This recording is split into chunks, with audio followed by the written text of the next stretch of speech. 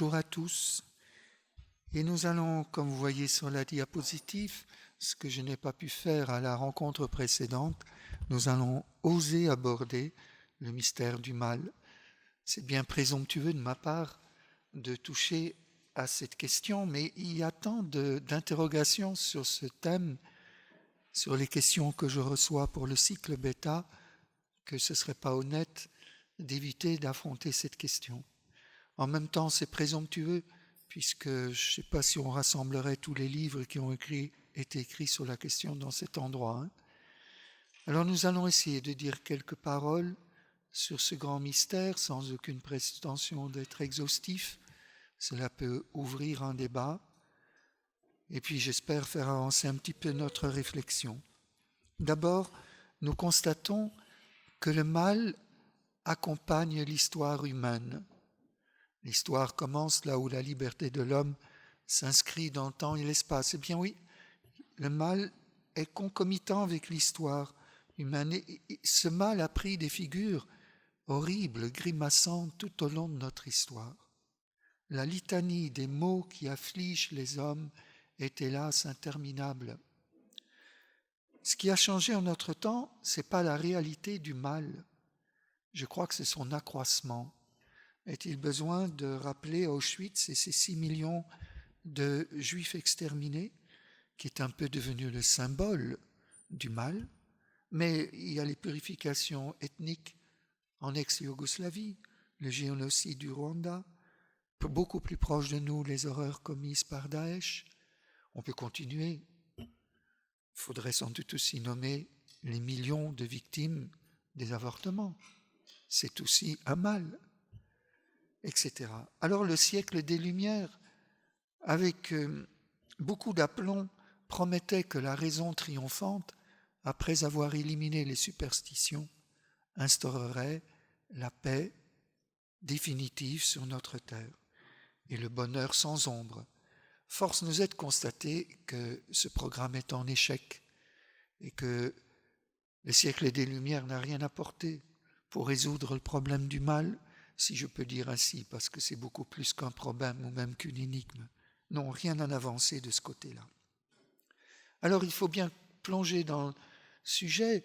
Est-ce qu'on peut définir le mal ?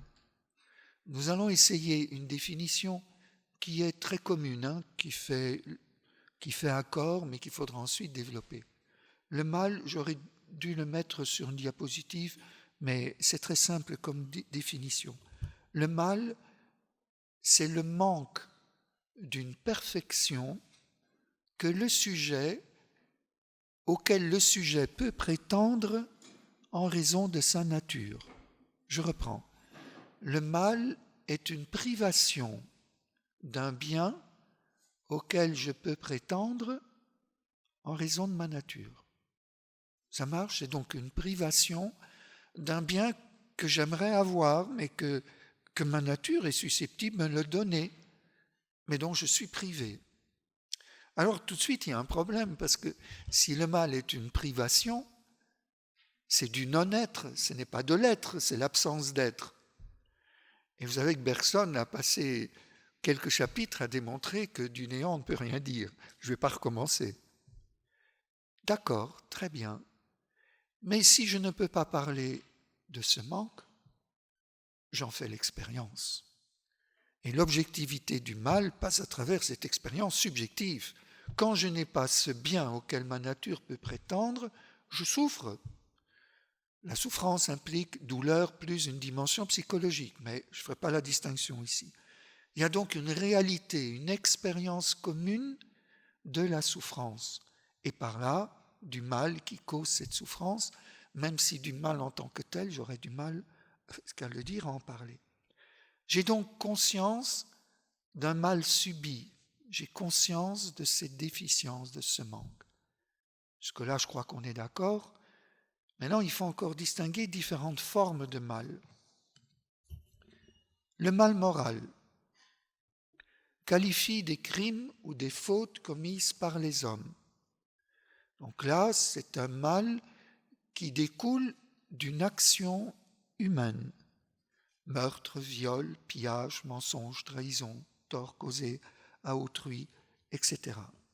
Alors, le mal ici prend la forme de la faute, transgression de la loi, ou du péché si vous êtes dans un contexte de foi, c'est-à-dire rupture d'alliance.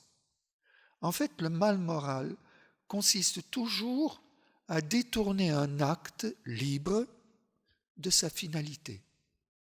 Lorsque volontairement, librement, mon acte ne vise plus le bien auquel spontanément tout être humain tend, vous savez que la volonté, la finalité de la volonté, c'est le bien. Dès que je dévie volontairement, librement de cela, j'engendre un mal moral. Vous vous rappelez la définition, hein, c'est un manque par rapport à ce qui pourrait être. Puisque je ne vise plus la finalité bonne, je vais être privé du bien et je vais engendrer un mal. Mais ce mal, j'en suis responsable puisque c'est librement, volontairement que je pose un acte qui transgresse, qui s'écarte de cette finalité. Alors, quelles sont ces finalités principales ? D'abord, le maintien de la vie, j'allais dire de l'existence, mais revenons même. Dès que j'attente à la vie de quelqu'un, j'essaie de le priver d'un bien fondamental. C'est forcément un mal, et si c'est volontaire, c'est un mal moral. Mais il n'y a pas que cela, il y a aussi l'aspiration à la croissance, à la transmission de la vie. Et cela en fondant un foyer, en fondant une famille, en permettant aux enfants, en accompagnant les enfants dans leur croissance, dans leur éducation. Tout ça, ce sont des finalités qui sont inscrites au cœur de l'homme. Défendre ma vie, transmettre la vie, accompagner la vie en croissance pour qu'elle s'épanouisse. C'est aussi, moi, la possibilité de travailler, de m'épanouir dans un travail, d'acquérir un bien privé, etc. Donc vous voyez, tout cela, ce sont des biens vers lesquels je tends. Je les explicite parce qu'ils sont tellement évidents qu'il faut les expliciter pour comprendre où commence le mal moral. Également, l'insertion dans un tissu relationnel. Nous sommes des êtres relationnels, nous avons besoin de nous inscrire dans une société. Si on m'en empêche, il y a un mal moral. De même, si on m'empêche tout ce que je vous ai dit, hein, l'absence de travail, etc., l'absence de famille, d'éducation, si je ne peux plus éduquer, etc. Tout cela, c'est une inhibition à un désir fondamental de mon être qui me met en état de manque. Et donc, je subis un mal moral. Ensuite, le mal physique, c'est plus facile à percevoir. Le mal physique, c'est la douleur subie et éventuellement la souffrance associée. Mais je crois qu'elle est toujours plus ou moins associée à une douleur. On souffre parce qu'on se sent dégradé dans son corps. La vieillesse, la maladie quand c'est lié au corps, mais aussi les catastrophes naturelles, les incendies, les inondations, tremblements de terre, cyclones, les tsunamis, tout ça engendre des maux physiques qui sont cause de douleur et de souffrance. Et enfin, le mal métaphysique, qui désigne un mal inhérent à la nature des choses et que l'on comprend comme inévitable dans notre univers, les imperfections du monde. Par exemple, quand il y a un cyclone, on peut très bien expliquer comment se constitue un cyclone à travers le jeu des différentes pressions, etc. Est-ce que c'est un mal ? Attention, si évidemment je subis des dégradations dues au cyclone, c'est un mal pour moi, mais en soi, le cyclone n'est pas un mal. Si je reprends la définition, privation d'une perfection auquel le sujet peut prétendre par nature, personne d'entre nous ne demande que la nature soit parfaite. Et d'ailleurs, qu'est-ce que ça voudrait dire ? Une nature parfaite, elle obéit aux lois qui sont les siennes. Le cyclone obéit à des lois météorologiques, mais c'est des lois ultimement physiques. Non, il n'y a pas de mal. De nouveau, c'est moi qui expérimente les conséquences de ce mal métaphysique comme un mal pour moi. Alors, le mal métaphysique n'en est pas vraiment un, parce que la nature est limitée. C'est une créature elle est limitée, elle n'a pas la perfection du Créateur.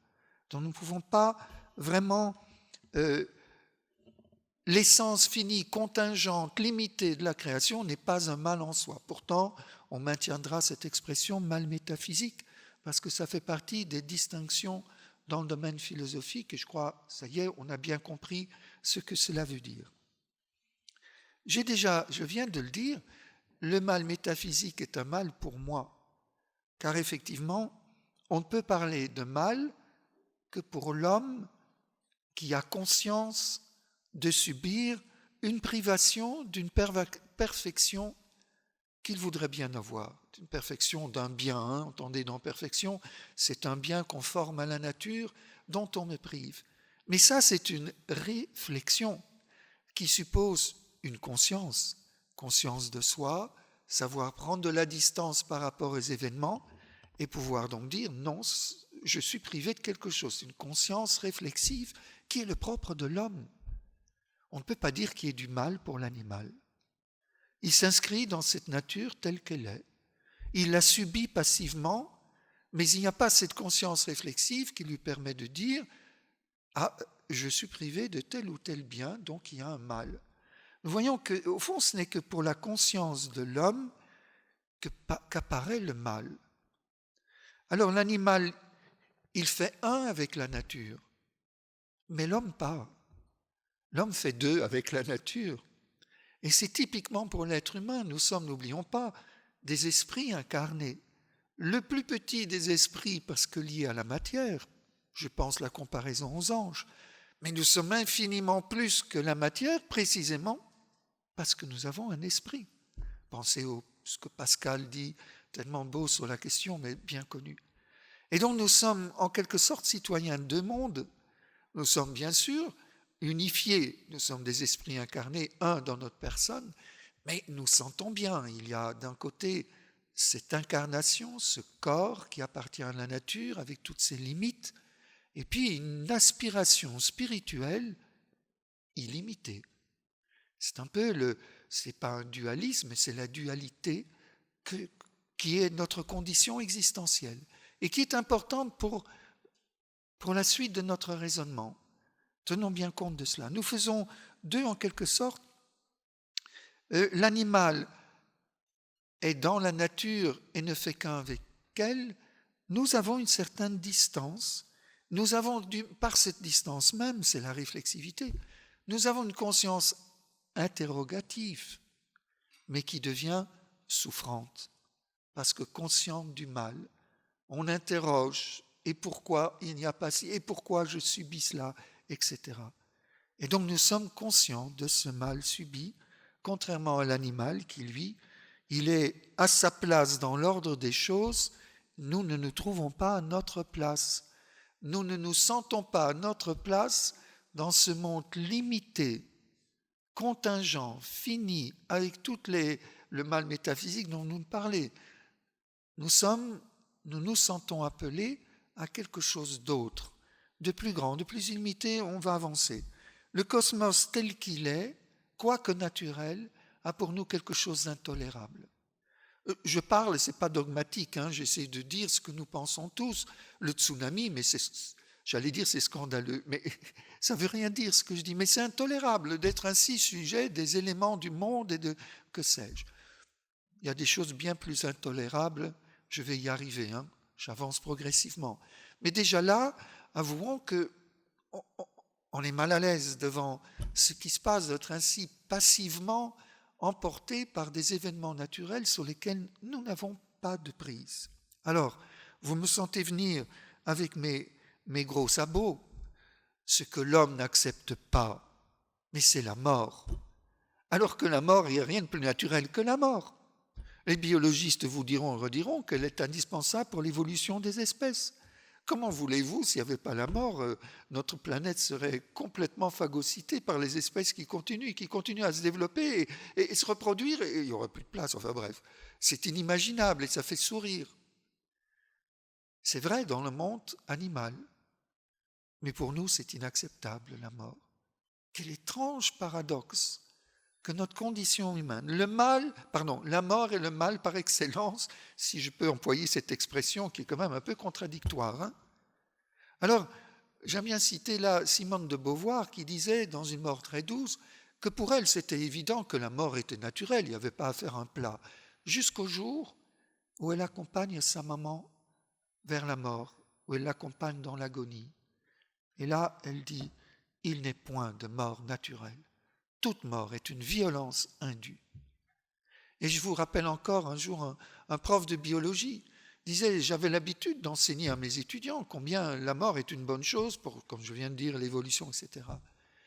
Et quand je suis revenu, c'est à la maison, qu'on a appris que mon fils était mort dans un accident de voiture, j'ai hurlé. Et je me suis souvenu de ce que je venais de dire aux étudiants. Et j'ai dit, plus jamais je dirai ça. Non, la mort n'est pas naturelle pour l'homme. Mais si, elle est naturelle. Mais pour nous, non.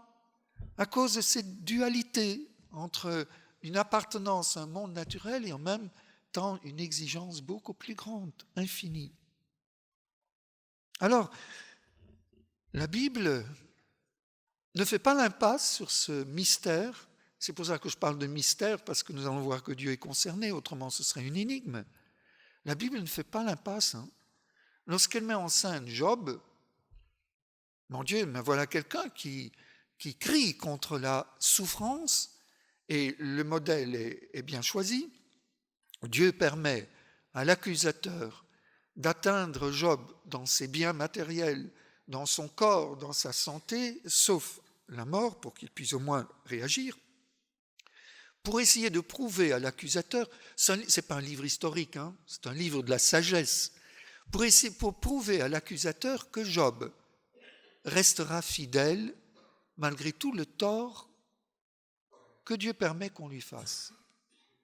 C'est vraiment la souffrance ou le mal le plus insupportable.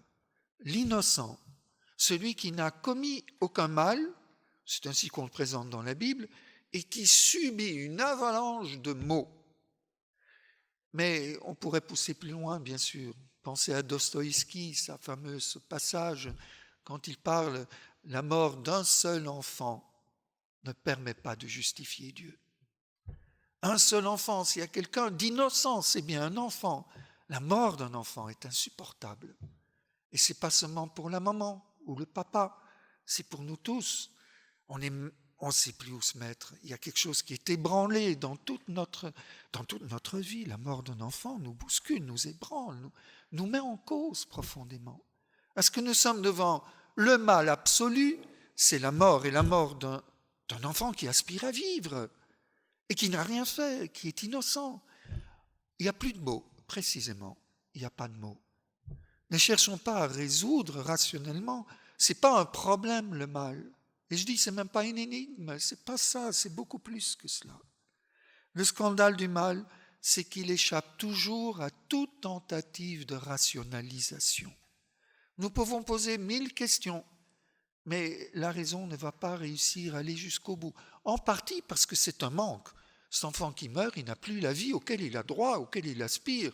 Et c'est cette béance injuste devant laquelle, que voulez-vous énoncer sur cette absence totale de l'essentiel auquel il avait droit?